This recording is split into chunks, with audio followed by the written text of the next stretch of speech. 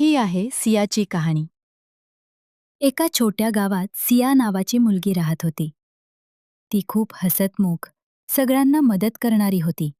पण तिच्या हसण्यात एक मोठं दुःख लपलेलं होतं. तिचे बाबा खूप आजारी होते. रोज ती देवासमोर बसून एकच प्रार्थना करायची. देवा, माझ्या बाबांना बरं कर ना.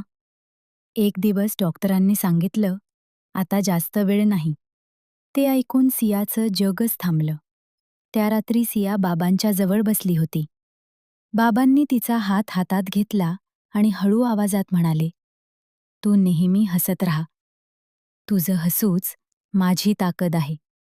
दुसऱ्या दिवशी सकाळी बाबा कायमचे शांत झाले. सिया खूप रडली. पण काही दिवसांनी ती पुन्हा हसायला लागली. लोक म्हणायचे, ही इतक्या लवकर कशी ठीक झाली? पण कुणालाच माहीत नव्हतं. ती आजही हसताना दररोज आतून तुटते. कारण तिने बाबांना वचन दिलं होतं, मी नेहमी हसत राहीन.